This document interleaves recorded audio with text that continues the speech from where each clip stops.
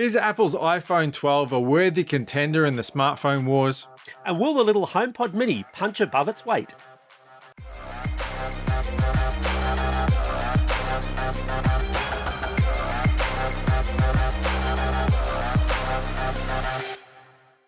Vertical Hold is proudly brought to you by Aussie Broadband, changing the game with their award-winning network and Australian-based support. Hi there.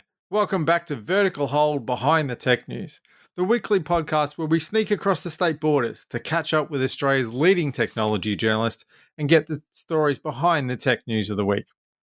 I'm Adam Turner, and I'm joined as usual by Angus Kidman, a man who is here to party as we celebrate Vertical Hold's 300th episode. Alex, social distancing kind of put the kibosh on our party, so how are you celebrating the occasion? Look, I'm celebrating the only two ways I know how, by setting an even higher Donkey Kong score for you to beat, and having recently picked up the special edition of Sign of the Times, putting Prince's It's Going to Be a Beautiful Night on permanent repeat. If I could afford the rights for this podcast, it'd be playing right now. That sounds pretty good. I mean, all I've got at this moment is a bottle of bourbon with my name on it. Yeah, but you are in Melbourne. That's true. That's all we have left. That's all we can cling to at this point. And being our big 300th show, we're not having just one guest. We're not having just two guests. We're having a plethora of guests, which is the phrase that one uses when they're not sure exactly how many guests may turn up. But we'll just see how many people we can cram into the virtual Vertical Hold green room and still get away with social distancing restrictions. Of course, there's no bigger news this week than Apple's launch of its 5G iPhones and the pint-sized HomePod Mini. So we're going to ask each of our guests about a different aspect of Apple's new product lineup and how it stacks up against the competition. First up, we're joined by Finder Editor-in-Chief Angus Kidman to talk Apple's big hyped news about making 5G real in the new iPhone lines. And Apple really went front and center with 5G in terms of its product launch. 5G was the first thing it mentioned, and there was a lot of talk about the iPhone having the most bands and the most global access and being the most global 5G phone. But Gus, the story is a little bit more complex than that. There's a lot of detail that Apple's kind of brushing over here. Yes, Apple raced right through the in-depth detail about, okay, what does it mean to have more 5G and what's going on? It didn't want to dive into that in the presentation. If you read the press release, there was a little footnote that said, oh, well, there will only be support for mmWave in the US on phones. So we had a little bit of a warning it wasn't going to be great. Then if you actually went to the announcement page with the details, you discover that across the phones announced, there are actually 16 different models and 16 different variants depending on what's happening in each market. So it's really quite confusing, and it certainly knocks out the prospect of saying, hey, I'm going to grow import from somewhere else, because it's very likely it won't work in the market that you're in. So, I mean, that's four, because they announced 4 phones. So 4 to 16. Where are all these extra phones going on the planet? Well, they've divided the world up into sort of 4 regions. So one is the US, one is effectively China and China-associated countries, one is Japan and Canada, and one is everywhere else. What's really notable about the US variant, the one that's going to have those really fast mmWave speeds, is it's actually a hardware difference. There's actually a little sort of cutout on there designed to sort of make the antenna function differently. So it really is going to be a different looking phone if you purchase it in the US than if you get it anywhere else. And that's not a difference we've seen before. We've seen other variations in underlying stuff, but that's quite unusual to have that much difference happening. Yeah, we talked about mmWave and Sub-6 last week in our 5G show, and this is a really interesting example of it. I still haven't quite been able to ascertain whether or not that US model with that cutout window, which is where the antenna goes, of course, is actually mmWave and Sub-6, because there are some Sub-6, I think there's some Sub-6 5G in the US as well, or there's some Sub-6 coming. It would have to be. It'd be stupid to have a phone that was only millimeter-wave. Yeah. Oh, no, it's been done. It's been done. I'm not surprised as well that there's China. Well, there are some networks. I think there are some US networks that are only millimeter-wave, but not all of them. Yeah, and there appears to only be, for the US, it does seem like there's one model number for each of the different 12 or 12 Pro variants. So it does seem like that US model will support both. So that might be the best one. I'm not surprised that there's a China-specific model, because they've done that for years now. Potentially a little bit repressive. The App Store's a bit different there and so on. But that split between rest of the world and Canada, Japan is a weird one. I mean, I know Japan has some weird networks, but what's up with Canada, eh? I know nothing about it. So not even Canada gets millimeter wave. It's only the US. What do you reckon the chances are of importing one of those here and getting it to work on millimeter wave once millimeter wave is up and running here? Can I sell you a bridge? Sure, tell me more.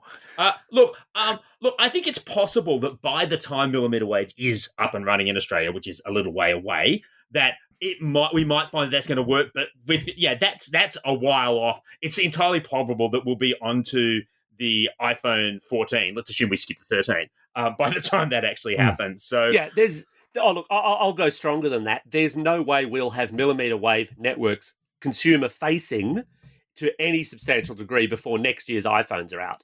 At which point, or the year after. So I'd go 2 years. I reckon it to could be be safe, later, but there's 2 no years. way that it's going to happen.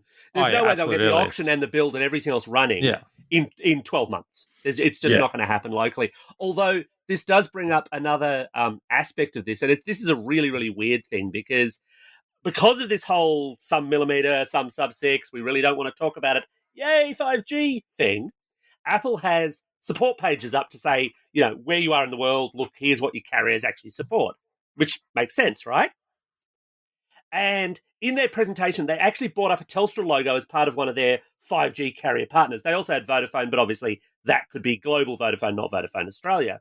But they had a really prominent Telstra logo. You can't miss it. But amusingly, if you look at Apple Australia's support pages, as far as Apple is concerned, no Australian telco currently has 5G. Well, look, I was thinking about history here, and I wondered if Apple was erring on the side of caution, because for those of us with long memories, which is everyone who's participating in this podcast right now, remember that Apple has form in lying about when fast networks of speeds are available, and it's had to pay a massive fine in Australia for getting that wrong. Way back in 2012, it brought out an iPad which it claimed was 4G ready, even though not a single Australian network was supported by that device, and it ended up paying a $2.25 million fine for that. So maybe, just maybe, that's why it thought it better mention that little US difference in the press release, and why it thought, let's just not make any claims that we can't 100% back. So the other interesting thing here, of course, is Apple is late to the party with 5G. And I talked a little bit about this last week's show as well. It's because they backed Intel as their 5G modem supplier. Intel couldn't ultimately come to the party, and they ended up buying Intel's business, but all of the modems in these ones are Qualcomm. But it's still going to be behind the pace if all we're getting is sub-6, because some of the newer phones, the new Pixel 5 is the big example here, are actually millimeter wave ready right now, even though we don't have those networks. And it doesn't take too much crystal ball gazing to suggest that in the next 12 months, we'll see a bunch of other flagship phones do that dual banding thing. Gus, do you think that's actually going to matter, though? No, I don't. That's the thing. I think Apple can afford to be late to this party because it has that huge locked-in base of users in Australia. On any estimate, that's about 50% of people using a smartphone. These are people who are not super worried about moving on to 5G for its own sake, but they want to stay in that ecosystem. It possibly does mean that, this notion that people will buy into this phone because it's 5G ready, that's probably not going to happen. That probably is also a couple of years away. But Apple, of all companies, is in a position where being able to say we've got 5G support makes it look competitive, but it doesn't matter if it's only partially supporting it and if you can't actually get it in most markets, because that in itself is not the thing that is going to make people peel away from its entire ecosystem. I also think an argument could be made that the value proposition for millimeter wave is not in smartphones. That's not really where people are going to see the real boost and get the most out of it. So you could argue that, do you really need millimeter wave in a smartphone? And I know that's not a very nerdy, techie way to look at it, but, Are you suggesting that 200 meg down should be enough for anyone, Adam? I may not want to say it in those exact words, but yeah, kind of, maybe. I guess I am, now you put it that way. Does that make me a freak? I don't think so. Many other things make you a freak, Adam. Many other that's things not one do, of those. for sure, but I don't think that's one of them. No, I think the other interesting aspect of Apple coming to 5G is the claim that it made around saying, hey, we're actually going to have such intelligent support for this that we'll be able to sensibly move people between these things. And you were the one who pointed out to me, Alex, that actually that might not work so well again in Australia when you've got someone like Telstra who says, oh, well, we're only supporting 5G on some plans. My guess is that means we just won't see that feature in Australia. And that's just something they'll be doing for their nice markets. But do you reckon there's a possibility of it? Look, I think Apple does stuff on such a global basis when it comes to software that whatever Cupertino says goes. I think the practical effect here, though, might be minimal. But honestly, it was one of those features where I thought, oh, that's interesting software. And, there's a potential benefit in terms of battery life. 5G can be a bit more battery sapping in that way. But I think as an end user, and especially with the way that iPhones are so controlled, you're never really going to notice it anyway, because if you've used any 5G device in Australia, you will have already spotted this. You bounce in and out of 5G like a ping pong ball anyway. So the fact that whether the network is doing it or whether the iPhone is doing it becomes irrelevant at that point. But hang on, why would an iPhone want to do it? Is this a battery saving thing, or does it do a speed test? It's predominantly batteries. The idea, Adam, that they claim, that their statement on it was that it will intelligently judge whether or not you actually really need 5G. And therefore, if you don't, you will not be on the 5G network. You'll bounce down to the 4G network. Now, that has some other implications. Won't there be a lag, though? When you need it, don't you want it to be there? How long will it take to kick in? Well, we don't know, is the answer to that question. Stop fighting the system, Adam. You're in the Apple universe. Just do what you're told. Just shut up and deal. Yeah. But, I mean, there's other implications beyond do you need the extra speed of 5G was what they're getting at, of course, because you also run into that issue of network congestion. There are hundreds of thousands, if not millions, of 4G devices, on Australia's networks. So getting bounced down to 4G because your iPhone thinks, oh, you don't need 5G right now, could put you in a much worse position because you could bounce down onto frequencies which are super congested away from some nice clear 5G right when you might have wanted it. Yeah, we've shunted Gus back to the green room with a fine bottle of Merlot. That'll keep him happy for a while. Now we're moving on. Anytime you guys want to open the door and let me out of here, that would be much appreciated. Well, 5G was a big thing that Apple wanted to hype across its iPhone lines. Lines is the right word here because it introduced no fewer than 4 different models. And to kind of talk through the choice and the design implications and some of the other things that they're doing physically with the new iPhones, we're dragging out of the virtual vertical hold green room Tegan Jones from Gizmodo. Tegan, which of the new iPhones particularly caught your eye? I mean, I guess the obvious choice is the Mini, of course, because it's new. It is the new 4th one being added to the lineup, which is super interesting considering that only a few months ago, Apple also released the 2020 SE. So it's super interesting that they've got another, budget option. Yeah, budget. Yeah, you can't see my comment, my air quotes, but they're happening. A new smaller iPhone, I think. Is correct. Yes. Do you think that's maybe a COVID thing? Because as you say, it seems a bit odd when you've just released an SE to do this as well. I actually kind of thought that the SE was more of a COVID thing, but, of course, this thing wouldn't have been planned this year. But I think that regardless of how planned these two devices were, Apple certainly would have benefited from the fact that the SE was quite a bit cheaper in COVID times where people, still need tech or want tech, but might not be able to justify splashing out quite as much anymore. I think it creates a bit of a problem for them, though, because the SE, battery life aside, and I've got some worries about the Mini's battery life as well, but the SE battery life aside is a cracking little phone. It's very powerful. It's more than enough for most people. And I wonder where that balance line between the Mini and the SE sits. They've also got new colours, which feels a little bit Malibu Stacey hat. But how do you feel about new coloured iPhones?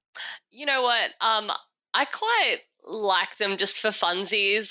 Usually I end up using the more top of the line ones, which I know sounds like a flex, but it's just, true. But I always find that, especially with the more entry-level devices, that the colors are just way more interesting. Like I think it was the yellow one last year really caught my eye. And yeah, I think it's the same this year. It's always fun to have something that's outside the, gray, black, white, that kind of thing. So yeah, I'm always all for it, especially Project Red. Always looks great. The red phones are pretty sweet. And actually, I've got to admit, I like that. I think it's Pacific Blue, the premium color for the Yeah, Pro that's phones. hot. I'm Yeah. a sucker for a blue phone. Most people Me know this too. already. So I'm kind of keen to get around that. There's also that aspect, though, where they sort of more look like the iPhone 4, not an original observation by any objective standard. But does Yeah. that matter? Is that better? Is that worse in your view? I think part of that too is because of like the new edging, right? Because it's gone for that more blocky look that was really familiar in the iPhone 4 series, as well as some of the more modern iPads. So I So think you'd that's almost probably. call it retro. Yeah, I mean, yeah, sure, we can go with that. I actually quite like it. A lot of the time with more curved phones, I find that they fall off stuff more and a little bit more slippery. So I am hoping that perhaps that won't happen. But yeah, like I don't have a huge amount of opinion when there's design changes like that, because I think it's good to try new things. And for me, I don't think it changes a whole lot aesthetically in a way that actually matters. Okay, one of the aesthetic things that people often do to their phones, though, is smash the screens. Apple's saying, hey, it'll be a lot harder to do this this time around. And they've even got a fancy term for it this time, don't they? Ceramic shield, I believe, is what they're using. It's the new tech that I believe has been co-developed with Gorilla Glass. So it's basically supposed to be tougher and more drop resistant. I could be pulling this number out of my head because, like all of us, I can see through time at this point, thanks to Apple Week. But was it like something like 4 times, or was it more than that? I think 4 times is exactly spot on. Yeah. Cool. There was, they throw around so much times this, times that during that hour of power when it comes to an iPhone release. So I'm glad I got that one right. I wonder, though, to what level ceramic shield is a bit like retina display, that it's Apple's marketing term for what is just, admittedly, the latest con in Gorilla Glass is very nice stuff. It's very cool. But I wonder where the lines of difference between the Gorilla Glass that's, for example, on the Note 20, which is the latest, and the ceramic shield glass, which is on these new iPhones, actually sits. And indeed, whether that matters in the real world, where there's a lot of random factors that go into whether or not your phone screen smashes anyway. Alex, are you suggesting that Apple has maybe taken something or taken a concept that was already in market in other phones and kind of acted like it's new and shiny? Like, is that... Surely not. Slanderous. That might be where I'm leaning, but obviously Apple can afford better lawyers than I can, so I wouldn't say that outright. No, I'm just saying, it is true though. Like, it's not like it's the first time that we see Apple, take something and present it in this really industry-leading, like shiny new way. Even 5G stuff like that, it always feels like, even if they don't say, hey, it's the first time, it's just because they're so big and so many people are just will only buy iPhones and don't know a lot about Androids, so they might not realize that this stuff has been around for a while. And, arguably, perhaps it doesn't matter because they're, iPhone stands. So it's certainly something that we've seen before with Apple, where they present something to the world for the first time, even though the world is not seeing it for the first time. Does that kind of make sense? Like, it's almost just like... That's straight out of the Apple playbook. You know what I mean? And I'm not necessarily even saying that it's Apple like purposely doing that or anything like that, but when you have such a huge market share, it is not surprising that people think stuff is new when it isn't necessarily. So iPhones have always had this reputation, whether or not it's still deserved, of being very fragile. And that was always the risk with an iPhone. You spend a lot of money and it's very easy to break it. Has that reputation changed in the last couple of years, or do you think they're still fighting against that, and that's why they're making such a big song and dance about engage the ceramic shield?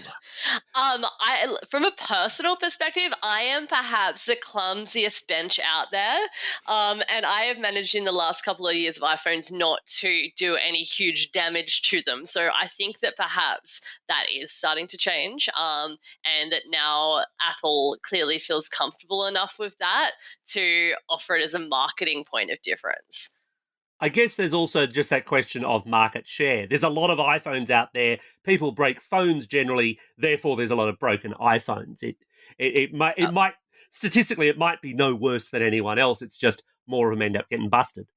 Yeah, that's absolutely true. But yeah, I will say that my older iPhones that I had even before I was in tech journalism I really do think broke a lot easier. And that's probably just technology across the entire industry as well. We're talking a few years back now, and I really was an Apple person. I didn't have a lot of stuff to compare it to, so this might just be coming from a very biased perspective. But I do feel like colloquially they have gotten a bit tougher. The other surprising thing here, though, is that some of the new iPhones will be available, well, from when people are listening to this, in a week's time, but not all of them. What's the story there?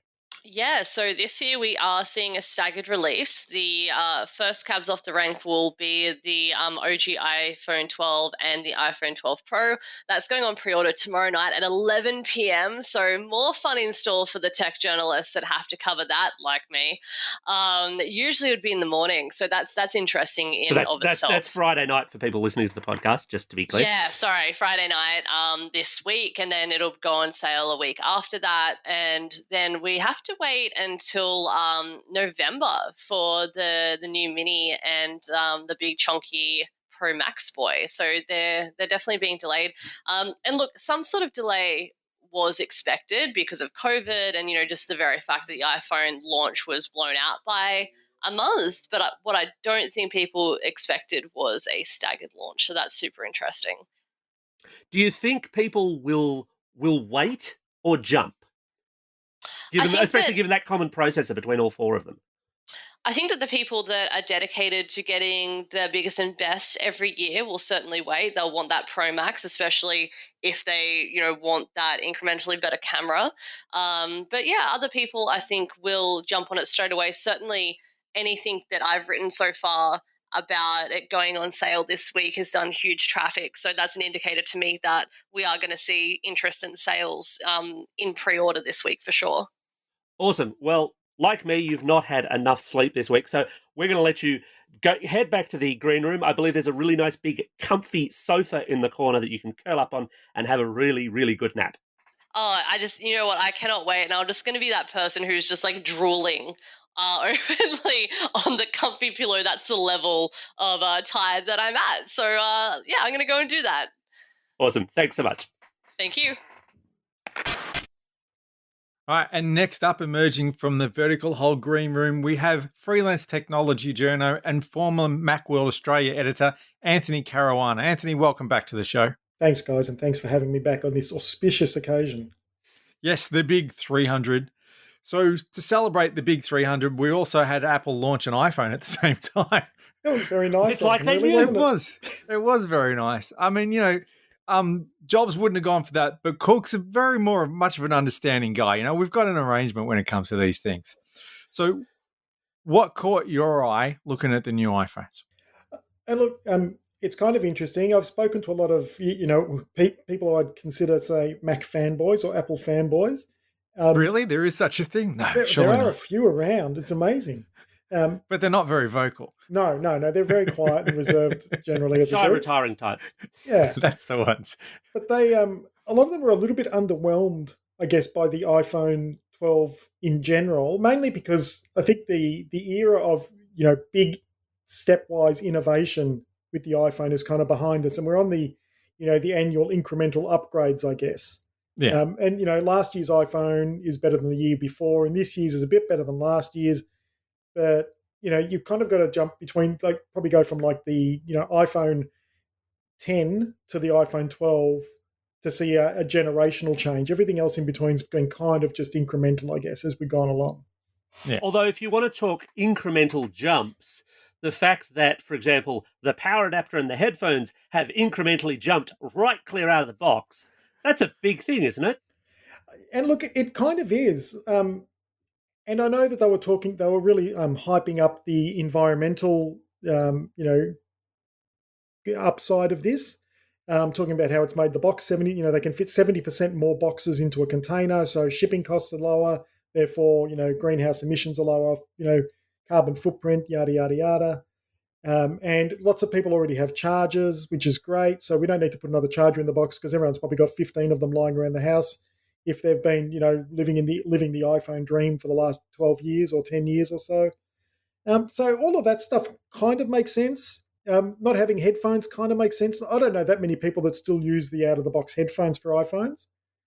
Most people I know have gone to some third-party solution or have sprung for the $250 for a pair of AirPods so that they can retain the white coolness of Apple listening without the wires. But I was looking at this and I thought it's nice that they've included a power cable in the box still, which is neat, but it's USB-C. So I wonder how many of those old USB, power adapters that people have lying around will work with a new cable. So, the cynic in me says this is a really great opportunity for Apple to sell USB-C chargers. I don't think that's that cynical an approach, really. I mean, I guess you could in theory utilize a USB-A, which is what the older ones were, to USB-C, male to female arrangement, and then plug that cable in. I reckon by the time people are buying that adapter, they're probably just buying a new charger. Yeah, that's what I think as well. And look, I've got a couple of those USB-C, USB-A changes, which I use on the back of my computer just for a couple of legacy devices where I really just can't be bothered replacing a device because of a cable. So it kind of makes sense in those applications. But my suspicion is that Apple's using this as an opportunity to either sell a few more USB-C chargers or to get everyone on board with this whole new version of MagSafe and get people into this new iteration of wireless charging. For people who are playing along at home, MagSafe was the connector that you used to get on MacBooks back in the day. They don't have it anymore. And the beautiful thing about it was the power cable, rather than plugging into the Mac, it attached to the side via a magnet, which meant when you walked past the table and tripped over the cord, you didn't rip your MacBook off the table onto the floor. You just pulled the magnet away. So that was fantastic. And I was kind of sorry to see it go. That was a really How does that great translate innovation to a phone? It was. Yeah, it was a wonderful, and it's good enough that people have actually made up their own versions of it. So I think there are actually USB-C to MagSafe adapters that people can get out there. And you still see it on the Surface as well, though. I mean, it's not called MagSafe, but it's basically the same concept. Yeah, same process. The Surface plug is magnetically inclined, a little bit less than the old MagSafe was, though. They tend to fall out a little easier. Yeah. So this new iteration of MagSafe, I guess there's two sides to this, I think. And it was interesting. I was just reading an article this morning about the power efficiency of wireless charging because clearly my life is so exciting at the moment in isolation that I'm struggling for things to read. But what was really interesting is that this particular person had done a comparison of wired charging versus wireless charging. And their analysis came back and said that wireless charging, even when you've got everything nicely lined up between your charging pad and your device, is over 40% less efficient. So it takes about 40% more power to fully charge a device wirelessly than with a wire. So that was one interesting piece of feedback. But they said that actually jumps to about 80% efficiency drop if the phone and the charging pad aren't optimally aligned. So where does MagSafe come in? Well, MagSafe ensures that if you've got the MagSafe charging cable, it means that the magnets actually line the charging plate up correctly with the back of the phone. So at least you're only getting a 40% reduction in efficiency, not an 80% reduction in efficiency, I guess. So you're still using wireless charging. It's not actually a physical connector. It's not like an alternative to a lightning port. There's still a lightning port on there. Yeah, there still is the lightning port there. So you can still go and charge with the cable that they put in the box that requires you to buy a different adapter, a different power supply. Yeah. I was kind of wondering if it was actually a really big deal. And they were talking up, third parties, and they specifically named Belkin during the session a couple of mornings ago. But it feels to me like it's kind of nice, kind of interesting, but I don't think it's that big a deal. And I mean, I'm kind of likening it to the smart connector that Apple introduced with the iPads, so that you could use their super expensive $500 floating keyboard thingy. And I just kind of wonder how much of a big deal how big a deal this really is, MagSafe. I kind of feel like it's a bit like the iPad Smart Connector where it looks good, but I doubt that the third-party world is really going to embrace it, particularly if they're going to have to pay a licensing fee to use it. I think that licensing fee is the key, though, because this is the way that Apple is able to take a commodity, Qi wireless charging, and turn it into a brand that they can siphon some extra money in off the top for MagSafe branding and licensing, especially if people kind of pick up on this idea of, oh, MagSafe is better or easier or safer or what have you.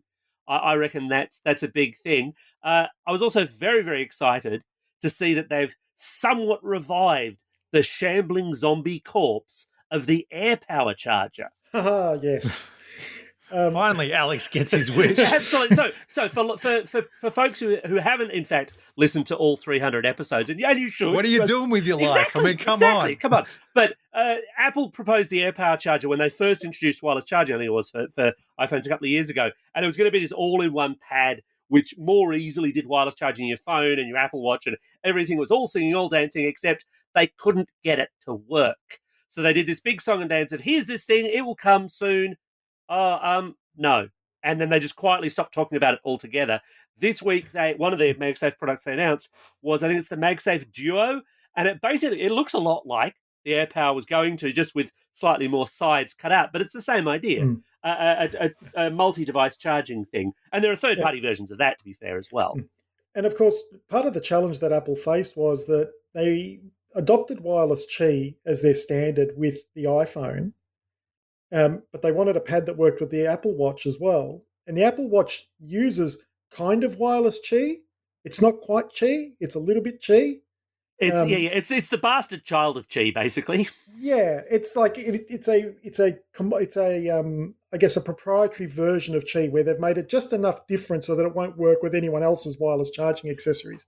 Well, is anyone having flashbacks to Microsoft and just the way they do things? So the weird thing with the Apple Watch, you're not 100% wrong, Anthony, except that. And I've read some pieces where people have thrown an Apple Watch at like 100 different Qi wireless chargers, and every once in a while they've found one where if it's in exactly the right spot, it will start charging, but it's far from guaranteed, and it's far from what you want when you just want to put the watch down and have it charge every single time. It's not reliable on anything that isn't licensed to Apple's specifications, which of course means Apple's making money out of that charger too.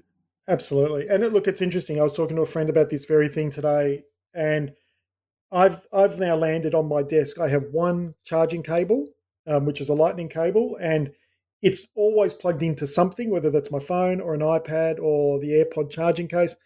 And I just have that one cable. In fact, it's one of these ones that's got you can change the end of it so that it can charge multiple different devices. So if I need to charge my my Nintendo Switch, it's got a USB-C. And if I wanted to charge, a battery pack or something else, it's also got a micro USB. So I have one cable. It's my Tolkien cable. It's the one to rule them all. Those are great, although I'm also eminently jealous because looking at my desk as I record this right now, in terms of cabling, I can only describe it as a fire hazard. Well, I've just I did an office move earlier this year. Once COVID bit, we did a bit of a house rearrange for workspaces for me and my wife and for the kids doing homeschool and stuff. And I have now my desk, other than the cable it's currently trolling across for the microphone and the headphones, I have an almost a cable-free desk, but I have this very nice basket running under my desk where everything's stuffed, and hopefully I never have to move anything ever again. Well, that sounds awesome. We should probably let you get back to the virtual vertical hold green room so you can continue to hobnob with all the other journalists who've got mingling in there at a socially safe distance. So thanks so much for your time, Anthony.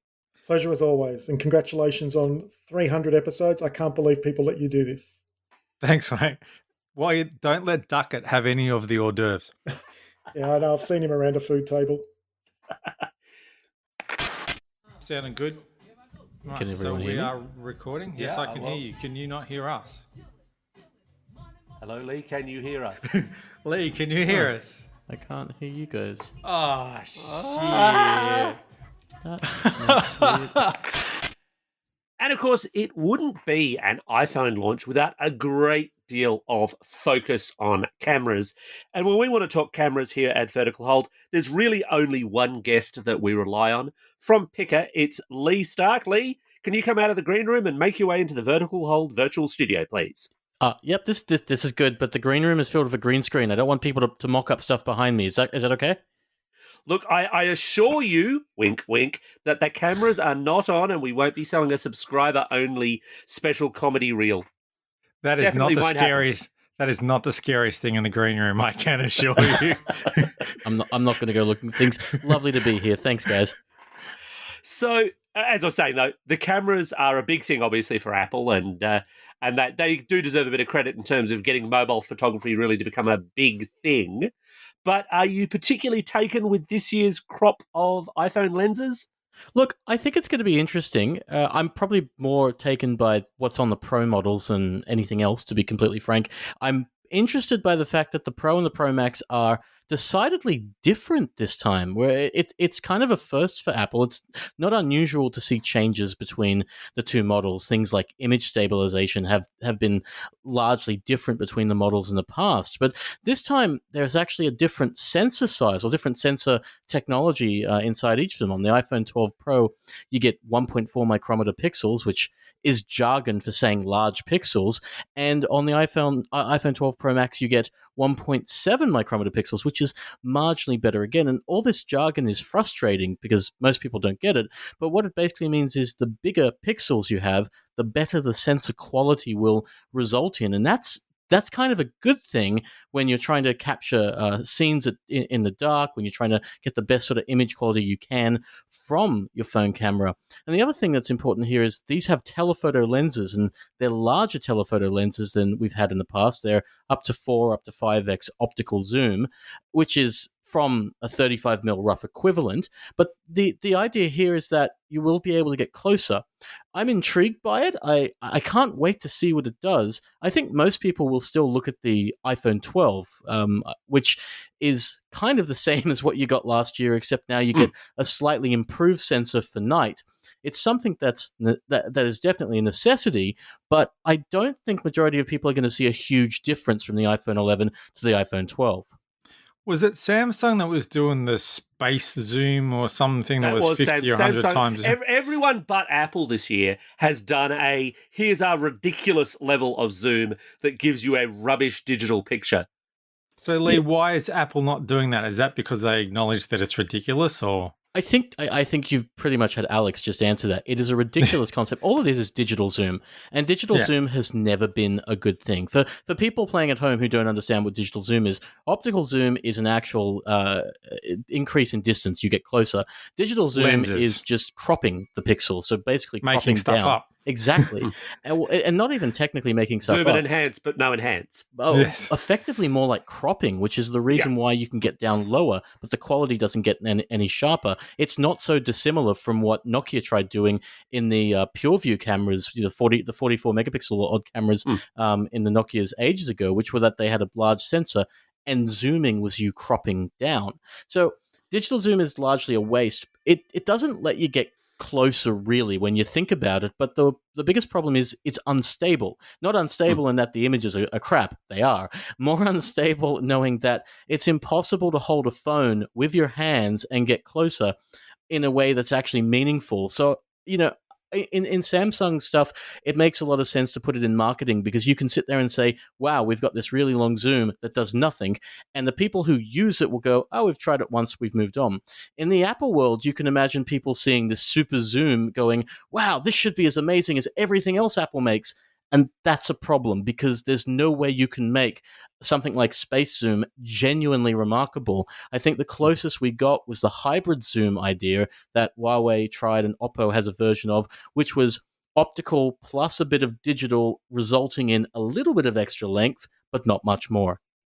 That took it up to, I think, 10 times. But actually, speaking of improvements, you were mentioning the larger pixel sensor sites, and Apple usually doesn't talk specifications a lot, but it did at its launch. And the number that jumped out at me was this claim that for the Pro Max, they're claiming, I think it's a 78% improvement in low light.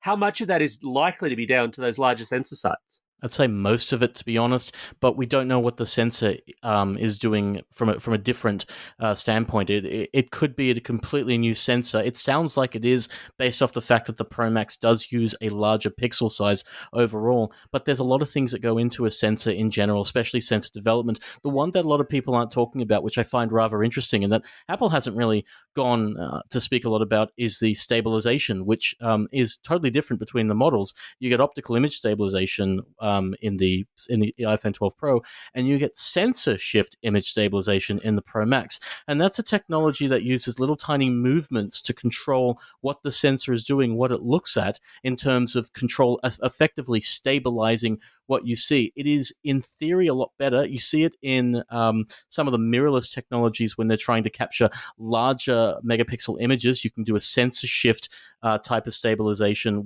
which moves the sensor ever so slightly from 1 degree left and right to create bigger images. I've never seen it used in a phone. So in many ways, the Pro Max, it's not just supposed to be a bigger iPhone this year. It's a slightly more experimental take on some of the things we expect to see in a bigger iPhone. And that is the bigger pixel size in the sensor, but it's also that stabilization technology, which I've never seen in a phone at all. So some may call me a little cynical, but I would have said Apple was lagging behind fairly badly in that low light arena compared to the likes of, well, Huawei especially, but Google, even arguably Samsung. Do you think 78% bump in low light is enough to put Apple back in the lead, or are they just playing catch up? I don't know until I try it, and I think that's a lot of the problem here. I don't believe Apple's as lagging behind as we think, especially when you consider that the Google technologies that are that are amazing. The Night Shot is what we call a stacking mode. It's an image technology whereby several pictures are taken and merged together. It's not new. Google just has an amazing algorithm for it. It could be that the sensor we get in the Pro Max does, and the Pro and Pro Max does, a better job overall. But I think it'll come down very muchly to the algorithm, to the machine learning side of things, to play catch up to what Google's doing. Huawei's technology is easily one of the more interesting ones to watch because the sensor itself is almost like some crazy form of black magic that Huawei and Sony helped to develop. And it's Sony or Leica? Well, Leica did the glass for the Huawei phones, but Sony built the sensor. Oh, of course. And so the glass is important, yes, but the sensor is how we're able to get those remarkable 102,400 ISO settings that Huawei is able to push from their cameras. I find that the Huawei's handle things differently in general, but they do work remarkably well in low light. I think that the long exposure stuff that we're probably going to see more than likely to help boost Apple's iPhone is going to be very similar to what the Pixels do this year. And knowing that the Pixels are being reviewed right now, I can say that the portrait mode in the Pixel mode, or in the Pixel phones, is actually one of the more interesting ones because night portraiture works incredibly well in the Pixel 5 and 4a with 5G. And that's a hard technology to get right because it's blending, basically two sets of images, blurring the background and still trying to make them sharp. If Apple can nail that in low light, we'll know that basically, regardless of what the sensor is doing in a low light arena, they're on even footing because that is a really hard technology to get right. As it is right now, the Apple portrait mode can feel like it lags behind everything else because while it's modifiable and very cool to play with, it doesn't always get edges well, especially when you're talking about hair or random events like bubbles that pop up in the scene. Most other phone companies are getting the hang of that, and Google has kind of paved the way for that. So from my point of view, the low light technology, if Apple can somehow push all of that out of its bigger sensor, its more interesting sensor, that's great. But if they can somehow fix a lot of the algorithmic stuff, the software side of things, that's where I think a lot of the actual change in the technology is going to come from. Now, Apple calls the Pro phones Pro for a reason, like they really are, pitching them as these professional tools. And to go along with that, they also announced a new RAW format, Pro RAW. Do we need a new RAW format? Well, what's the benefit here, Leigh? So for people who don't know a lot about RAW, RAW's basically having a negative style format, a film negative style format, so you can get more out of it. So when you shoot in RAW on a proper camera, it allows you to get more light out of a scene, to balance the shadows a little bit better, effectively get more detail out, which the reason why I say it's like a film negative, that's what you can do in a darkroom with film, with slides, with negatives. With slides, you can't. Slides are kind of fixed in the way they are, much like a JPEG. You can get a little bit lightness, a little bit darkness. That's useful for pro photographers, for people who want to get a little bit more detail of their shots. Maybe the sunlight was a little bit too harsh. Maybe there wasn't enough detail in their face. We do have quite a few RAW formats already. Nikon, Canon, every manufacturer has their own variant of it. There's one standard RAW format that Adobe has called digital negative, and you can already use that on an iPhone or on an Android using Adobe Lightroom. It's called DNG, and you can play with it there. For Apple to have its own is interesting because Adobe DNG has never been truly amazing, not a fantastic experience overall on using the camera. Like, it doesn't seem to really go above and beyond. So I think while it's not a necessity for most people, it could allow pro photographers who are keen to make the camera just do that little bit more. They could see them actually turn their iPhone experience into something more like a pro camera. That's important because of the pitch that Apple kind of takes this thing to, which is that it could replace a real camera. I still don't believe it can. It's a fantastic camera, and most people I know carry around a phone as opposed to a camera. But there will be many things it can't do. And so while the raw photography side of things is very cool, I think it's just kind of an extra to help win people into this idea that the iPhone camera is a proper camera. I would have been more interested to see Apple's ProRes video supported in the video side of things, because that is a real video format that people use, and it's a real video format pros use as well. I guess at the other end of the scale, you've got the iPhone 12 mini, and it's, I believe, sporting the same camera array as the 12 in a much smaller body. What are the challenges there? I mean, how is that meant to work?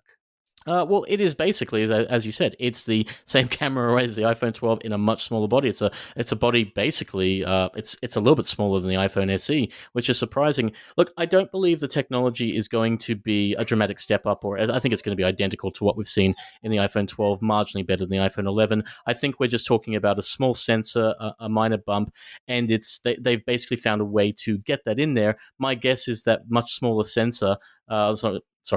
My guess that much smaller chip, the A14, has probably given them a little bit of room to kind of push that in there. And so now you can somehow fit those two cameras into a smaller body. Awesome. Well, it sounds as though there's a reasonable amount to look forward to on the camera front. I'll let you get back to the green room. Don't worry about the green screen. Nothing to worry there. But just make sure that you get Chris Duckett to do a crazy dance in front of it. Will do. Thanks, guys. Have a good one. Okay, so we're just going to jump straight into this, just as a kind of like 5 to 10 minute segment, and then you are free to get on with your exciting sleep-deprived day, if you're anything like Yay. me. So while we've been talking iPhone all episode long, that wasn't actually what Apple started its launch event with. That was the HomePod Mini, a smaller and more affordable HomePod variant. And to talk through the HomePod Mini, we've tempted Jennifer Dudley-Nicholson from News out of the virtual vertical hold green room with the promise of caffeinated gummy bears. Jen, aside from the caffeinated gummy bears, what's so exciting about a HomePod Mini now that it's smaller? I didn't realise that caffeinated gummy bears were part of this, but now I'm extra excited. But the tiny baby HomePod, as I'm calling it, it's amazing because Apple has a pretty good record when it comes to privacy in terms of smart speakers, and that's one thing that people are really concerned about. So to be able to put this at a much more accessible price point, because the HomePod was definitely at the higher end of the smart speaker market, and then to be able to add some extra features to it so you can potentially put these around your home and yell at people with them, I think was a really smart move. And I know that it got overwhelmed with all of the iPhone-ness of the event, but I think that they're going to sell a ridiculous number of these things before Christmas. Are you surprised that it's so cheap? Because, I mean, the Apple faithful would pay double. This thing's $149. I was expecting it to be $300. And where did you expect it to fall? Yeah, well, I was expecting at least around the $200 mark, but $150 puts it in direct competition with, what we're seeing from the Amazons and Googles of the world.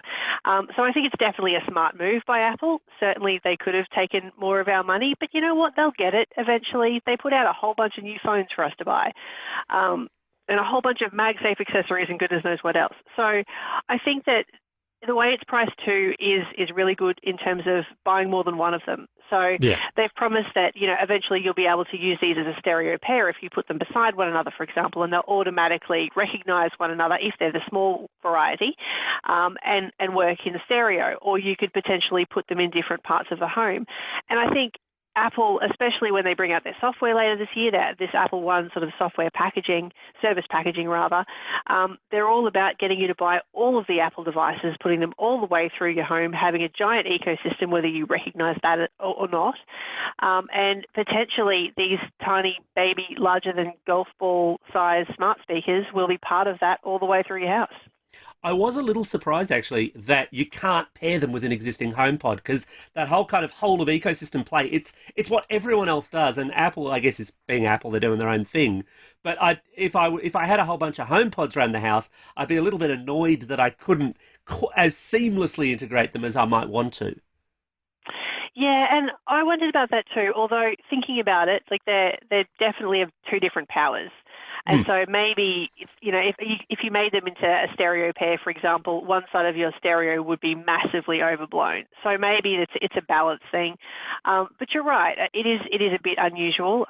However, how many people have more than one giant HomePods? Because those things are like $500, and I've seen some specials on them, but they're still really up there in terms of prices for smart speakers at home.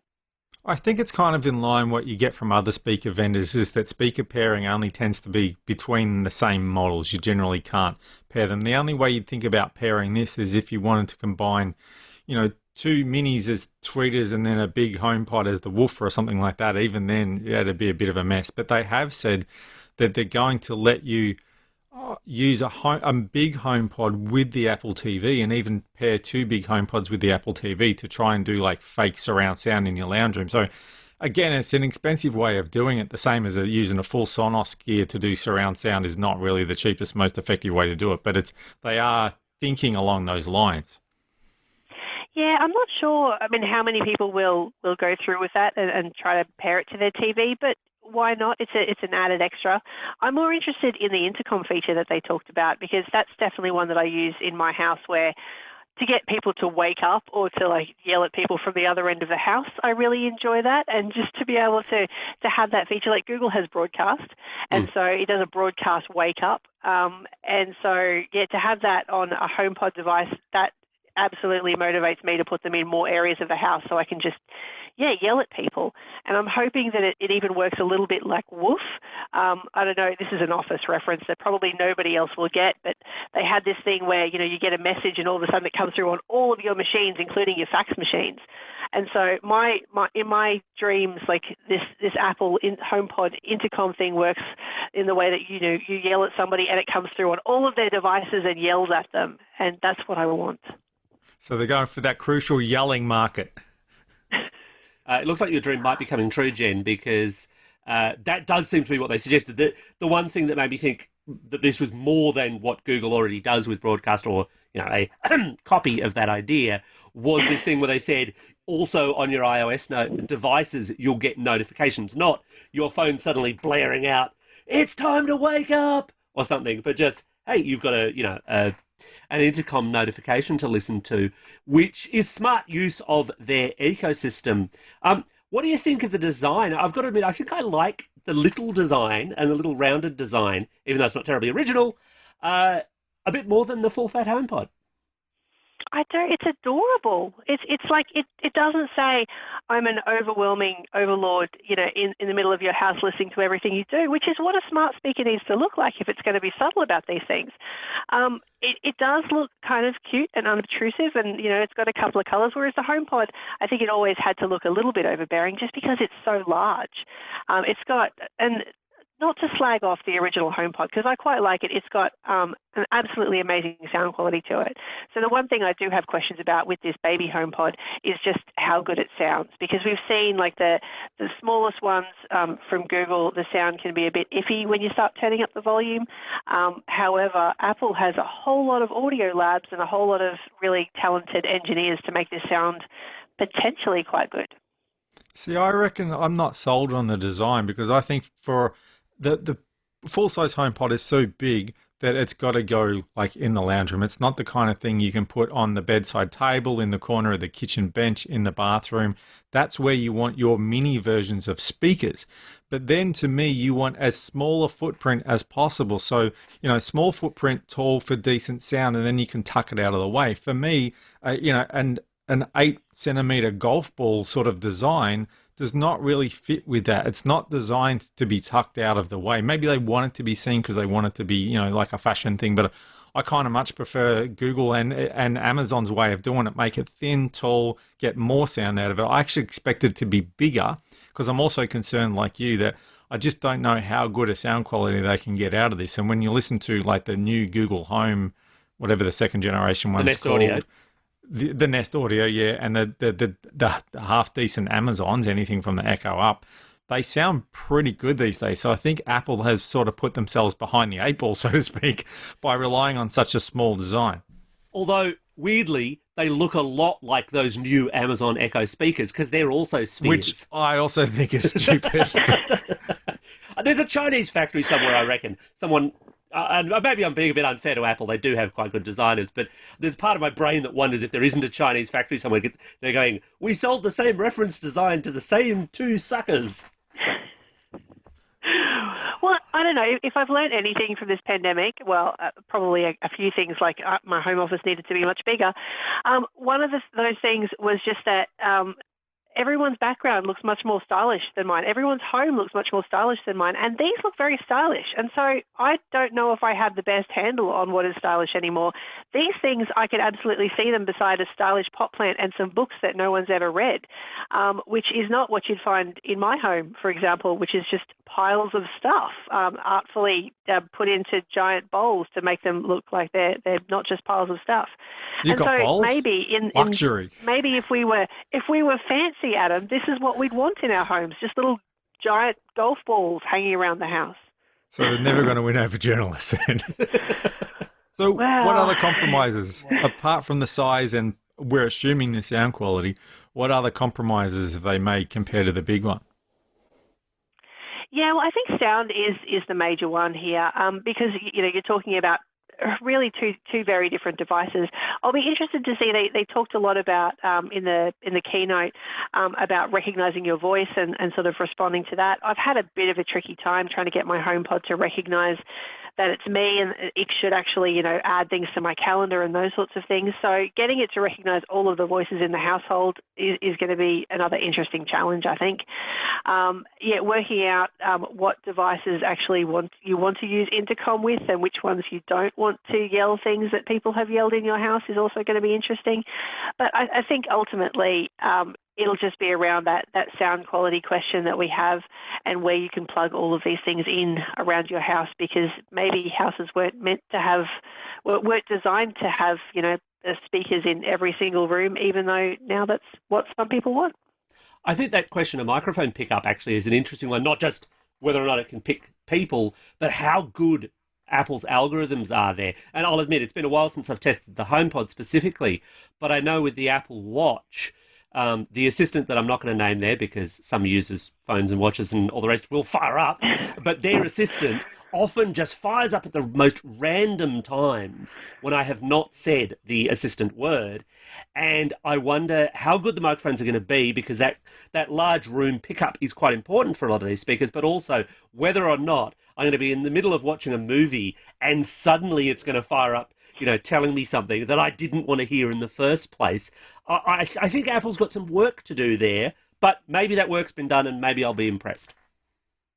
Look, I hope so. I think the microphone pickup thing, I wonder if it's slightly different with this device, just because this is probably something that's going to be, as Adam said, beside your bedside, potentially in your bathroom, because it doesn't have any cameras, which is nice, in those smaller situations rather than in your living room. However, because it attaches to the TV, maybe not, I can recommend to people, don't call your cat Stewie, because Stewie and the thing that you're talking about, they get confused all the time. So I say, hey, Stewie, and all of these devices go, what do you want? We're listening to you. So really, you don't want to watch Family Guy, for example, if you've got these connected to your television, because it's not going to work out for you. I can only imagine that Yahoo Serious has a terrible time with this. It probably just has a terrible time anyway. I was going to say it's a terrible time for a lot of reasons. The elephant in the room here is Spotify. Tell me it's not true. Do you want me to lie? I strongly suspect, because we didn't hear any announcement to counter this suspicion, that there will be no Spotify with this one, even though you can access Spotify from other speakers, Including the HomePod itself, yes. Yeah, there are workarounds for it, and I think you can ask specifically. So for Google, for example, I can ask my Google speaker specifically, play this on Spotify, but I don't believe you can do that with a HomePod. And so it'll be interesting to see if that changes with the small speaker, because Spotify has a lot of users. I think with this one, there may be some interaction with Amazon Music, down the track. which is interesting. So, and that's Google Apple making a concession to somebody else, which generally they like to keep you all in the same ecosystem. So I thought that was quite interesting. But this is a device that you're not necessarily going to use for music as its first purpose. This is potentially for yelling at people and for, asking about your calendar and the day and the weather and all those sorts of things that people do, setting a bunch of alarms when you're cooking dinner, for example.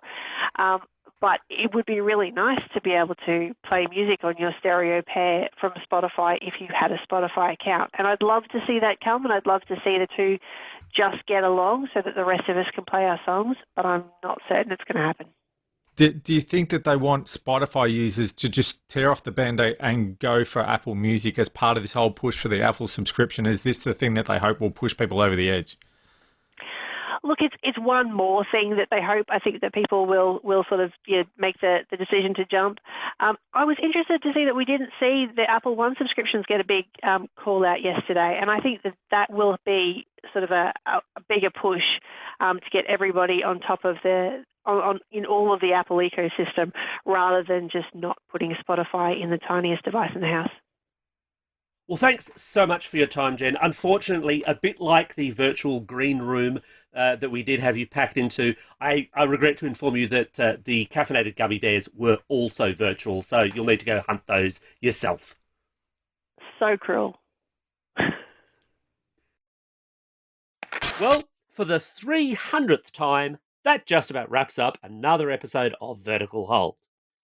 300 episodes is a lot, and obviously we have to thank everyone who joined us for our 300th episode Apple extravaganza, but also we'd like to thank all the very fine guests who represent the best of the Australian tech media scene and who've made time each week to offer their expertise to Vertical Hold.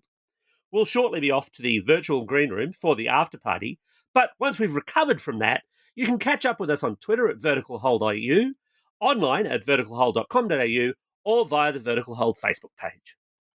Also, an extra special thanks to everyone who supported the show over the years, especially our great sponsor, Aussie Broadband. As always, thanks everyone for tuning in.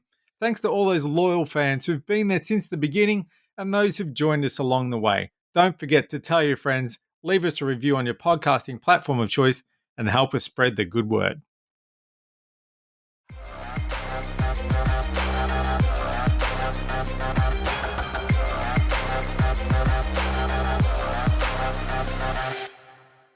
Vertical Hold is proudly brought to you by Aussie Broadband, changing the game with their award-winning network and Australian-based support. Start recording. The Zoom is on 27 minutes and 9 seconds, and the iPhone is on 27 minutes and 4 seconds. And this I will shortly be on the source. I may have snuck in a red wine with tacos for dinner, and I may sneak in a whiskey when we're done. Can I go now?